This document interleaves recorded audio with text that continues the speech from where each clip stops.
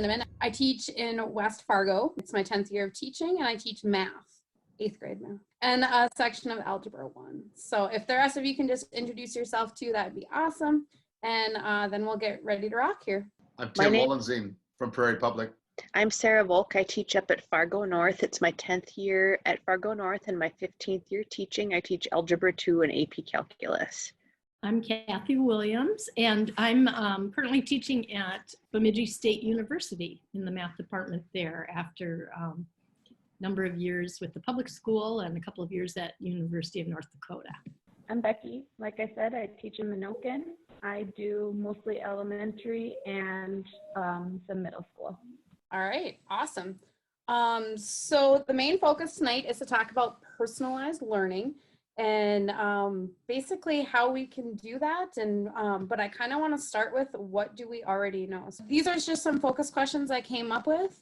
What are some specific struggles as math teachers do we have when it comes to personalized learning? And we can branch that out to other subjects if anybody does teach other subjects. And how can we overcome those struggles? That's kind of where we're going to start. I did put, and I'm going to link this Edutopia article that I found that basically talks about the main part is voice and choice when we're talking about personalized learning. So first of all, let's just talk about, what do you know about personalized learning? Or I know it's been called a million things over the years, whether it's, partially differentiated instruction or things like that. What do you know about it as of right now? I'm just going to throw that out to the small group. I still know very little. I think you're right. It's been called different things over the years. But, individualized learning, we've called it, and I'm really curious to hear what you have to say about it, to be honest. I know it's a struggle to meet every student where they are.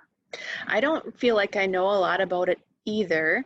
When I hear personalized learning, I kind of think of those advertisements that I see for like Khan Academy with the elementary kids that are showing how they're meeting their goals, and they get certain points and they're excited for meeting their goals, and they're each kind of working on what they need to work on.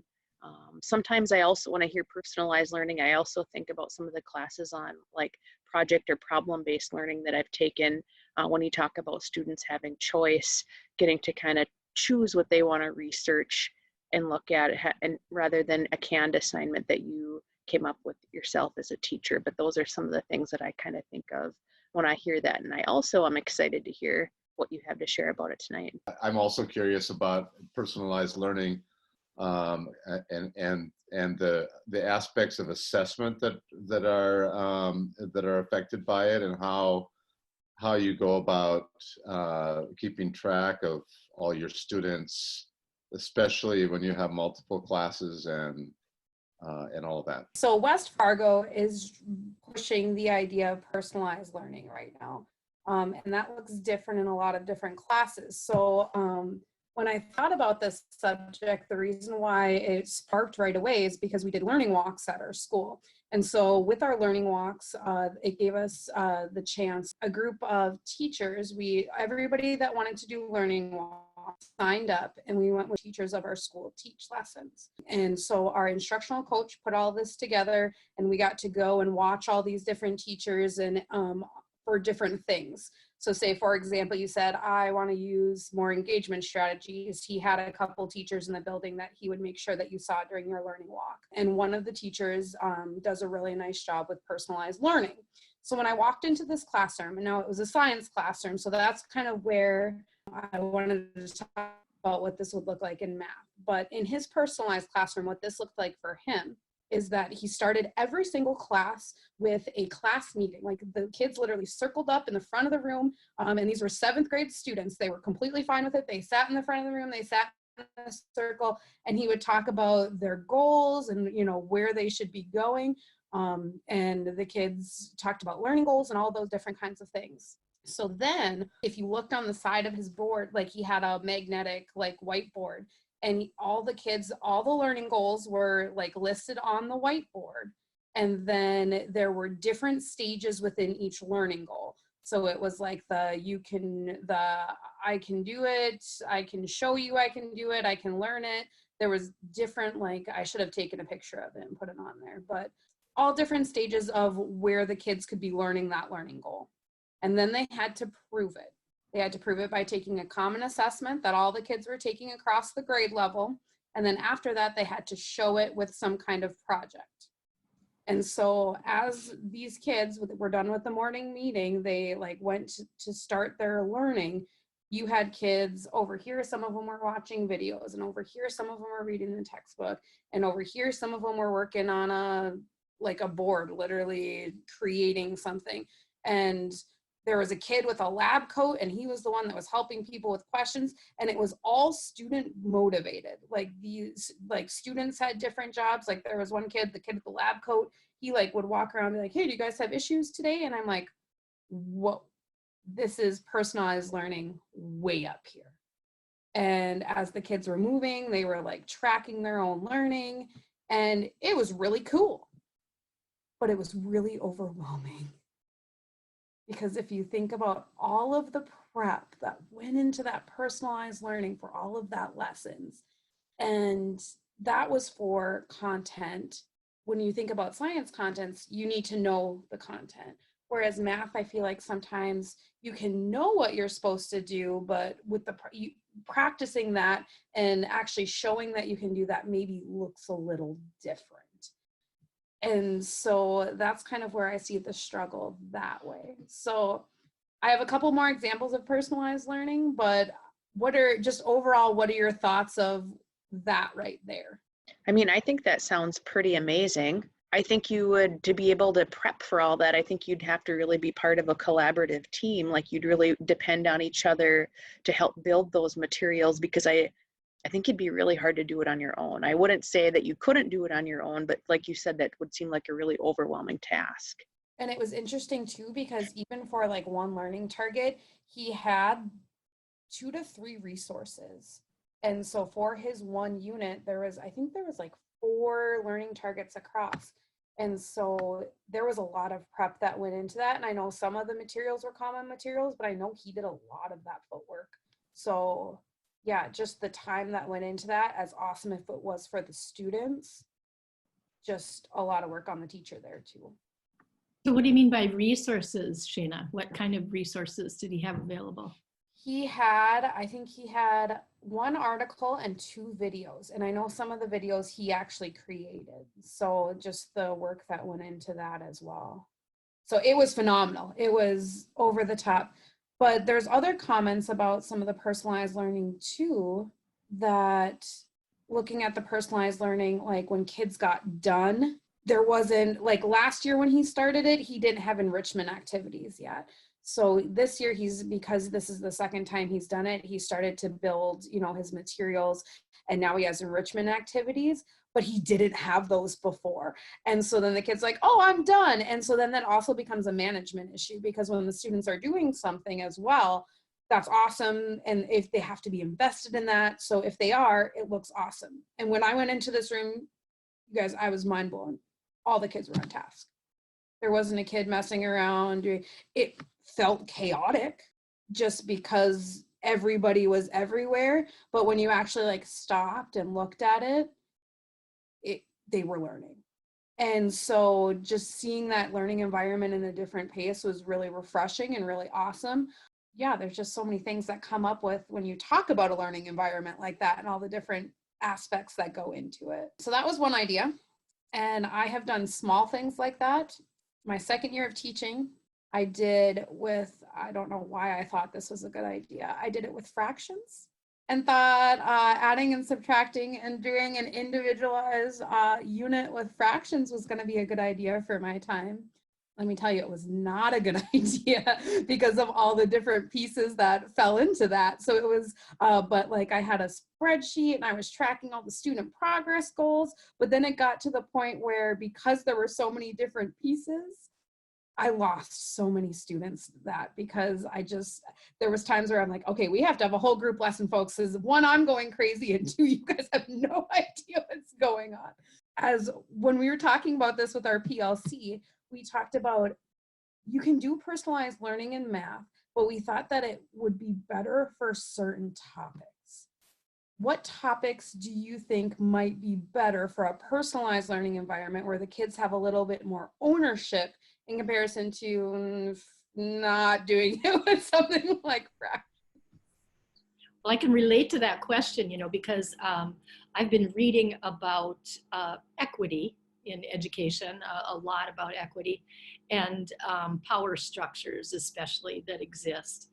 And, it's sort of a traditionally white male structure that keeps us as owners of the information, right? So I stand up and I lecture and I give you the information and I control how it comes out, right? And I specify everything that you have to do. And so certainly been thinking about that in my math classes, but I'm teaching college algebra and statistics at the same time. And it is so easy for me to personalize things in statistics. And algebra, I struggle more because it's an abstract language. It's like the grammar of science in a way, a bit more difficult, so that students in statistics are working on their own projects, they're choosing the topics, they're choosing if they want to work with someone or work on their own.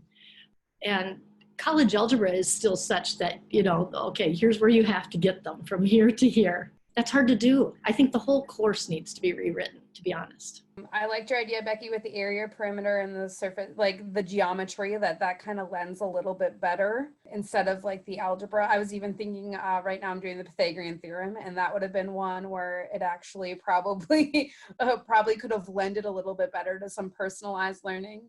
But I love teaching the Pythagorean theorem song to my kids, so I would at least have to do that before I set them up. They were definitely laughing at me very hard the other day. Main thing that I want to get out of this talk is that even though that was the first example I gave for personalized learning does not have to be a huge, giant thing like that. It could be small little bits where we are building in voice and choice or building in some special kind of things where students kind of have a little bit more ownership of their learning. One thing that my friend does down the hall, her name is Katie Hansen, she teaches 8th grade math as well, is that she is part of our iPad pilot. So she has an iPad and she records, she literally just takes the notes from our Word documents, she pulls them up, she makes a quick video, and the kids watch the notes video and they take the notes right when class starts. So instead of her doing the notes, they're watching it from the video and getting the notes down. What she's doing is she's going through the homework quick and pulling small groups of students before class even starts. So the kids that or like if she has a specific learning goal that she's working on and she knows that there's some kids that she needs to pull, she'll say, hey, you 5, you come back here, and the rest of the class is working on the notes for the day. And then she brings them all back together when she can kind of get them all on the same page. I thought that was a really nice way, and not everybody has that technology. I guess I don't know what you have, but the fact that we do have that technology that students can pull out their devices, watch the video, take the notes, and do that kind of stuff, and then kind of dig in with the teacher and ask some questions that way. What do you think of that example, guys? Well, I was going to say, and I'm not a math teacher, but I think that the idea of putting something out there for them to do independently while you're prepping something else, like looking through their homework or looking through their assignments or whatever it is that you're trying to accomplish during that time, I think is good. I mean, even if you didn't have the technology, everybody's got a video camera and a screen. I mean, you could even have something that they look at together. But you're talking about them looking at it on their own devices, right? Like going through everything at their own pace. In this particular example, it was done on their own devices so they could pause it and different things like that. Yep. Yeah, I mean, and that could still be done, or you could have a handful of them and you could split them into groups, or it could be just something to read rather than on the screen, or there's other ways you could probably do that too if you didn't have the technology. You just have to be resourceful about that. I've done it too with like an entry, and usually you have an exit slip. I've done it with an entrance slip.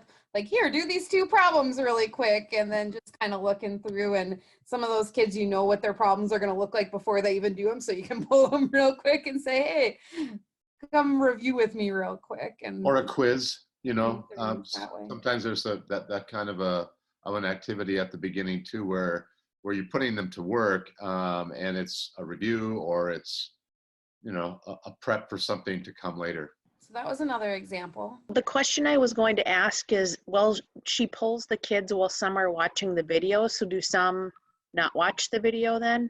I think that depending on like how the class works, sometimes she'll do it like long enough, or she'll have like a 20-minute section so she can rotate them so they will get a chance to watch it. Okay. Or they have like a checklist of things to do. That's a great question. I've only watched her do it once. So, and I think at the time that they were doing it, she was actually, they were doing a quizzes. I don't know if you guys have heard of that, but they were basically working on a computer program, challenging each other kind of thing. And then she was pulling kids while that was happening. So. Well, I guess something similar is that my AP Calculus course is 100% flipped. So all of the lectures are in video format. So that has some personalization to it. I do have an expectation that like we're working on a certain topic on a certain day, just so that way the questions that the students are asking in class, that they're all kind of in roughly the same place. So they're all able to kind of participate and learn from each other. But I guess that's something kind of similar. And then in class, it frees up time for us to do activities where they're able to get feedback, or they're able to work on the independent practice themselves and ask the questions that they need to while I'm in the room, and I'm able to answer those questions for them. How do you feel like they understand from a video? They do pretty well. Not all of them watch them. It's evolved. This is my 6th year with it. I was a bigger stickler at the beginning, like, oh, did you watch the video? But then that had some negative implications too, because then some would say, oh, I can't ask questions, I didn't watch the video, and then it was a really unproductive time for them. And so I encourage them to do it. And if it's a lesson that's more difficult, or I notice that they're struggling, I'm like, gosh, you really need to go home tonight and watch that video, that you have some missing information here. But those are kids that are maybe have some of the best study skills in the school. So they do okay with it. Whereas I haven't bit that task off yet for Algebra 2 because I'm not sure if they can handle it. But I feel like they do a good job. Well, they do a good job learning from the video because they come to class and practice, and that's when they realize what they understand or don't understand. That they might not have that issue while they're watching the video. Do you create the videos, Sarah? I do, yep. That's a plus at least too. So then it's kind of at least catered to your classroom, whereas sometimes if you get a video from somewhere else.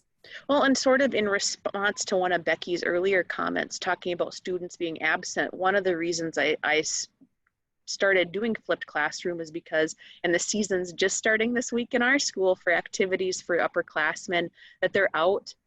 Gosh, some of them are out 2 or more days a week for in-school activities. And then they just weren't there for the lessons, and it just was hard for them to move forward.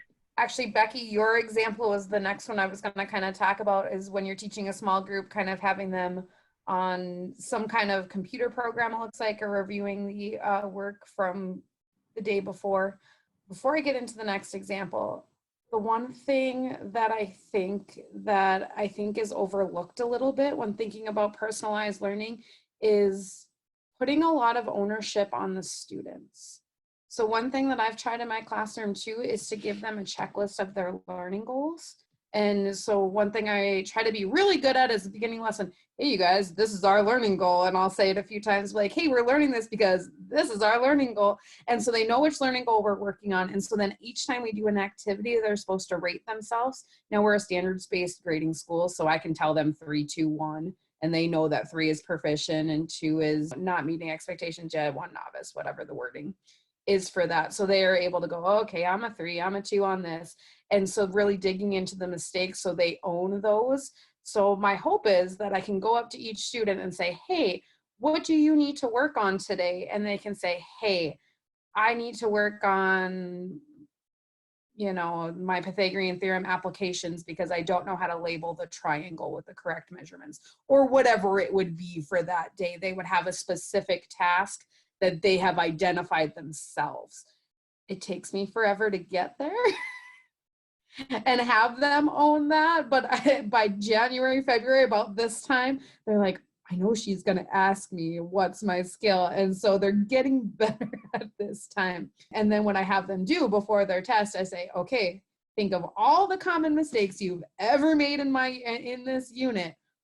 Write yourself some notes on the top of your pages. And so on the top of their test, it's, don't forget the plus or minus sign, or make sure you simplify. And they're like yelling, like in all caps, they're yelling instructions at themselves just because they have thought about those and personalized that before their test. So whereas it's not a huge structural thing, like giving them that little ownership in class, I feel like is personalized learning. And maybe it's not completely, but just a little bit there. So what I do personally in my classroom to do personalized learning is, because the students are tracking their learning goals, usually it's before a test, but what I do is I have the learning targets listed on my board. So that's, I just write, you know, the 4 whatever learning targets.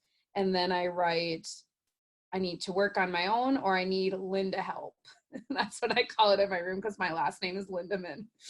And so all the kids that need Linda help for that topic, they write their names down on those different topics. So then every 10 minutes, what I do is I switch groups and I say, okay, if you're in this group, you're gonna come work with me. And so the other kids are working on usually like quizzes. I have them for each learning target, which is super easy to make.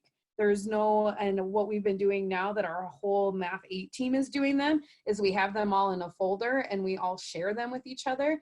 But I literally just type in the learning, one is already created on that site for me, and I maybe adapt it really quick. So sometimes to differentiate my lesson for something like that, it only takes me like maybe 15 minutes to come up with 4 different quizzes. That's what it's called. It's Quizizz, as weird as that sounds. But it's like a Quizlet or a Kahoot, but it's more personalized for students. And so I have 4 or 5 of those, and they pick the one based on their learning target. And that is the day that I can walk up to a student and say, hey, what learning target you work on? Oh, I'm working on this one. Hey, what do you specifically, you know, what's the worst about it? Or what are you struggling with the most? And a kid can usually at that point say what they're struggling with. So I feel like that's kind of the win right there. And so then when they come back to me, I say, okay, what do you need to work on? And they can usually say, give me a problem like this. They can't usually, you know, maybe they won't be able to say that wording in, you know, our teacher standard lingo, but they can say, hey, give me a problem like this on our study guide, or give me a problem like this, show me. And then I can watch them. I go, oh, do you realize this? I had one girl, we were just estimating irrational numbers. And she goes, for some reason, every time I do a problem for this learning target, I keep getting it wrong. And I watched her. And so I was sitting there and I watched her do a problem. And I was like, oh, don't even remember the specific mistake. I was like, do you realize you're doing this? And she goes, oh, that's how you do it. And boom, it was done. Like it literally, the mistake was done. It clarified it. So for her to know exactly what kind of problem she was struggling on, and like us able to look at it for, you know, it didn't have to be a 20-minute session. It was a 5-minute, oh, I think you have this misconception. Oh, that's not right. Boom. And it was fixed. And she did great on it on her test. And I don't know. Hopefully that sticks. You know, you always teach them in that one moment, and then maybe down the road it doesn't stick. But hopefully that mistake correction fixed too. So that's kind of how I do it. Does anybody else have any other ideas of what they do, small little things that they do to try to personalize or individualize learning for students? This year I've tried on some of like our bigger essential learning outcomes, taking like a couple exit tickets or a quiz, and then trying to see if it's a topic that like I have a lot of kids struggling on, that then I'll make sort of like a tiered activity. So like a level 1, and they're not necessarily going with your same levels of proficiency with standards based, but sort of like a level where they're really, really below, probably maybe they need some below grade level skills to be successful. And then the kids that are like really close, but not quite there, that they just kind of need more practice on that on that topic that's at grade level, and then the kids that have already mastered it and need extension. And so I've done that about 4 times this year. It does take a really long time to make up the 3 activities. And I was really nervous when I did them. I was worried because it was just me in the classroom that I wasn't going to help all these 3 groups of kids doing 3 different things and that they would need something from me. And so the first one I had like made up some notes or did some of the example problems just to get them going so they could look at that, especially if they were waiting for me to get there. But it seemed like since they all had something that was at the level that they needed, that they were all engaged and able to kind of, I had them kind of sit in close proximity to the other people that were working on the same activity, and they could kind of work together and ask each other some questions. And I get really positive feedback from them that was what they had needed, and they find that helpful. I've done that before too. I agree with the amount of work that goes into it, that you do want to make sure that you're creating activities that meet them at their level. Otherwise, you do have that kind of management issues. If they're, challenged at their own level, it's perfect.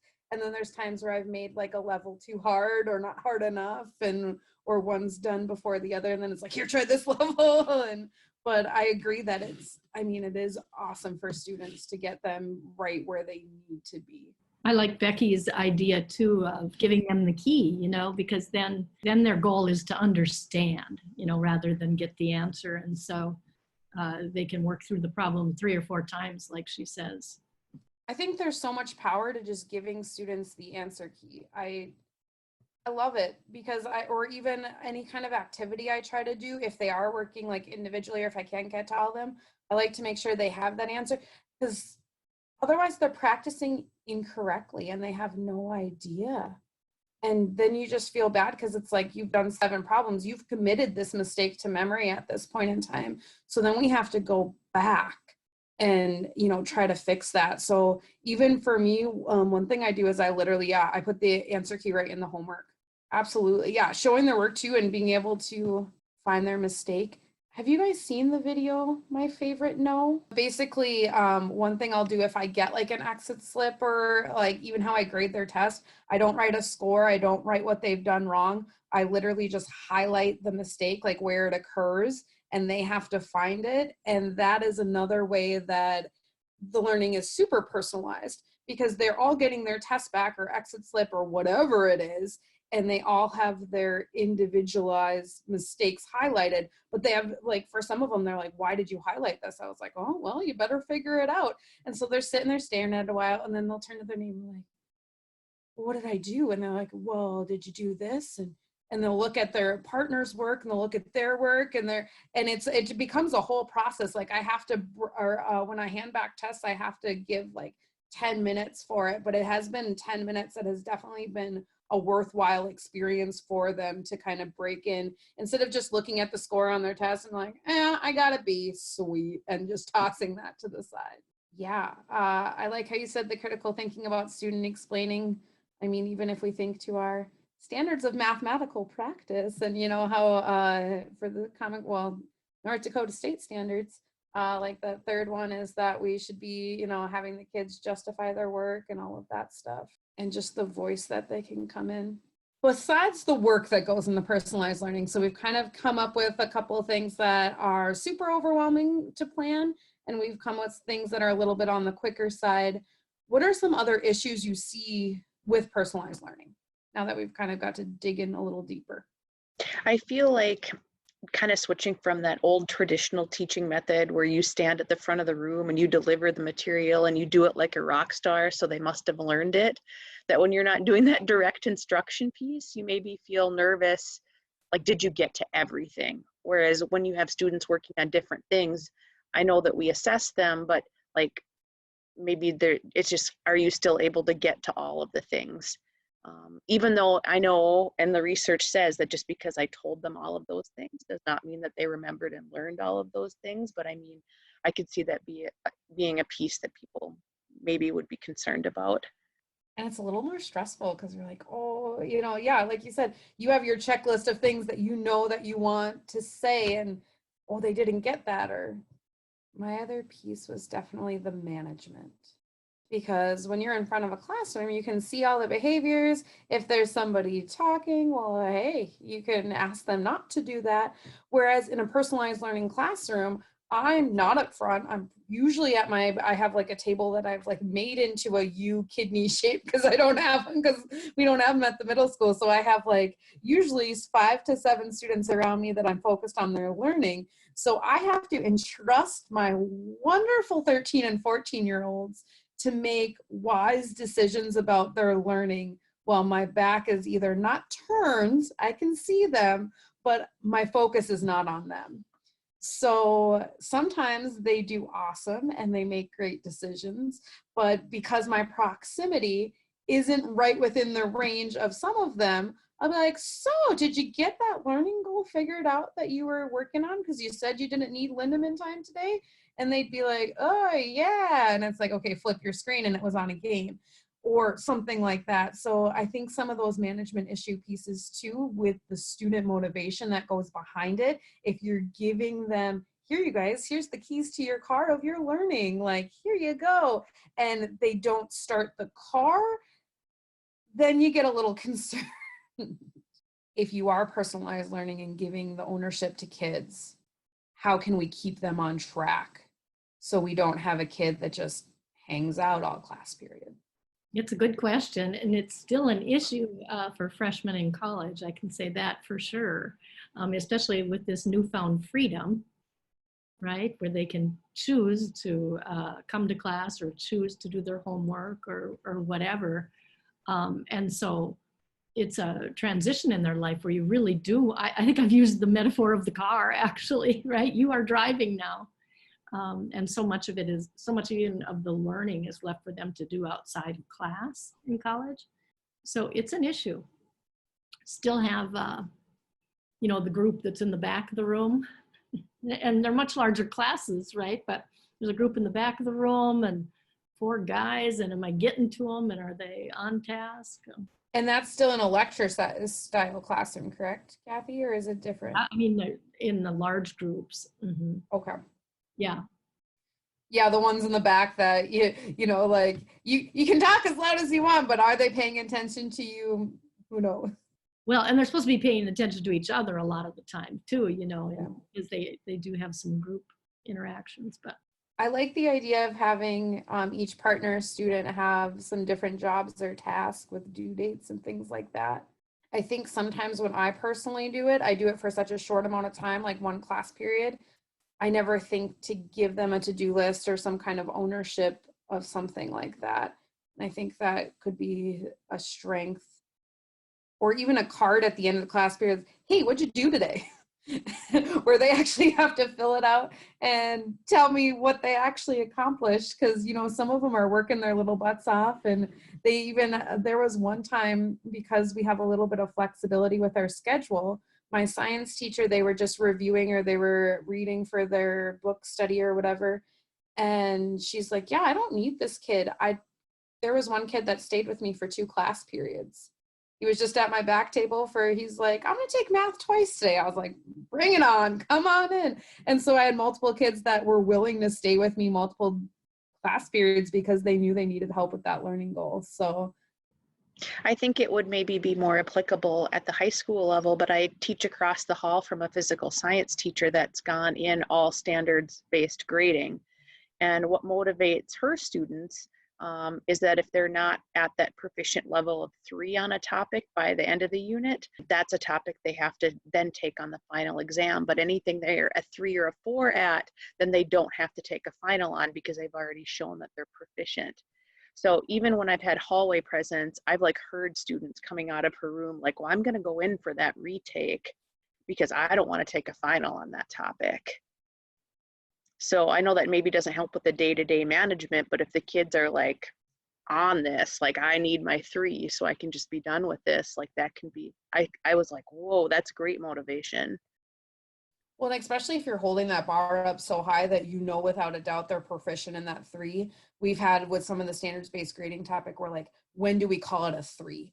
Is it been doing it once? Is it doing multiple times? But at that point in time, if you have that mapped out and have that carrot for that students, absolutely.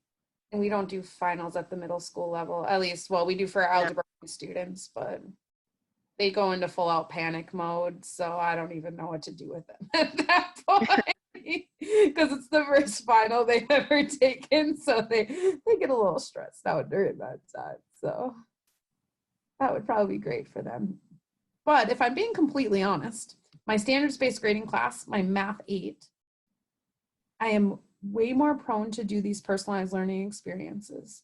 Whereas right now I teach two sections of Algebra 1, which is way more traditional than I even like teaching. But because I'm still stuck with the traditional grading, because the high school grades, traditional grades, I feel that I know that I'm not personalizing their learning experience as much as this personalized learning for my Math 8 experiences. A parent even asked me, because at conferences, I was able to sit down, they have twin daughters. And one of them is in Math 8 and one of them is in algebra. And so for Math 8, I sat down and I said, oh, so-and-so is doing excellent at this. They're definitely like, when I give them geometry, they're more of a visual learner and they're able to grasp onto those concepts. Where in some of the algebra, there's some procedural mistakes. And I was able to go into this whole entire in-depth thing of what their student knew. And they're like, okay, well, what about our other kid? And I'm like, yeah, she's doing all right. Like, and whereas I was like, yeah, she's understanding the material. She's kind of like between that A-B range. Like I didn't have it. I didn't have those specific skills. I didn't, I was trying to even think like, had I even sat next to this girl one-on-one and really dug into the topic that, maybe she could be an A on and wasn't. And so just to even see just with the mindset of standards-based grading, how much easier it is to personalize learning there too. I think that was a big aha moment for me. I still think there's something about the subject of algebra too. Maybe that's just me. I don't find that challenge with geometry, statistics, discrete mathematics, other branches of mathematics, number theory. Algebra is different for me. Maybe that's just me, especially algebra 2. Well, and I've never taught algebra 2. I haven't gotten that high, but I've only taught algebra a few years, whereas like the rest of the math I have taught for almost 10. So maybe that's part of it too. Just my lack of experience with the topic as well. At year 4 now, I'm definitely able to see, more common errors and things like that. But maybe that's why too, the personalized learning is a little bit more difficult. I think you're right that there are lots of subtle ways, we can always personalize learning.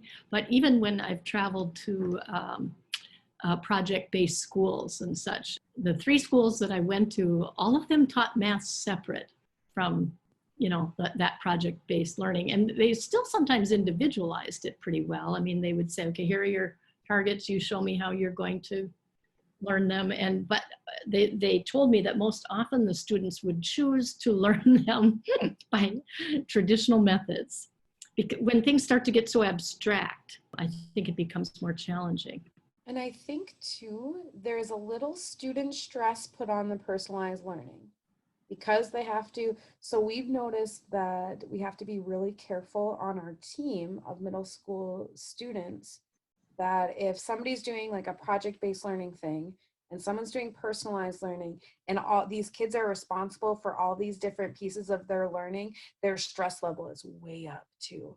So just to be really aware of even just maybe, if there's a common project we can do to personalize learning too. Even if we can, because of our 4 team members, if we can at least plan that we're not doing it all at the same time. And or we've done some common projects. So they are working on a project for multiple classes. So they don't have, last week, the only reason I'm saying this is because last week my kids had a project in science. They were doing personalized learning and social studies. And then they were finishing up reading logs in English. And they were testing in my class for my learning objectives. And so they were balls of stress walking down the hallway. And, and even last year I had one kid, he's like, can you just teach me something? Can I just sit in this? Can you tell me what to do? And I'm like, oh, why would you say that? You're in school. And he's like, well, I just feel like for this class, I've been having to do it on my own. And this one, I've been having to do it on my own. So I think sometimes they do like that as well. Personalized learning, like a specific example that I've done besides my botched fraction example. Or even when you say in social studies, they were doing personalized learning. Oh yeah. So what she did, they were doing a project on the 1920s. And so she provided, and I'm not exactly sure, but she basically had the different articles and readings that she would have done anyway as like the whole class.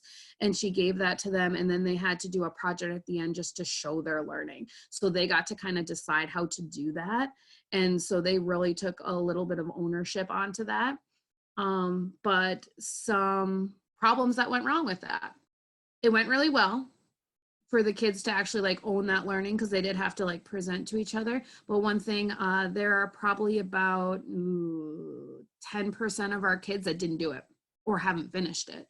So thinking of that as well, if that's, and our teacher struggling because that was the main content that she was going to use for that standards-based grading.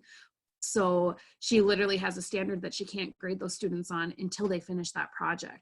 So I think that was one thing that, you know, thinking about as well. Whereas a test, you know, kid's going to do a test, well, eventually, you know, as long as they're there and present for. Whereas if it's a project or something that they have to do a little bit more student motivated, once again, that going to the idea of driving their own car, well, you know, sometimes they're just parked. So getting them to actually turn that stuff in. But yeah, the biggest thing that I do in the math class and for the personalized learning is usually like right before a test, I make sure I just provide things that have different learning goals so they can do that. Or I do activities where, you know, it's, hey, here are the 3 different activities you can pick from today. You pick the one that best meets your learning needs. So I never have done a big project mathematically or things like that.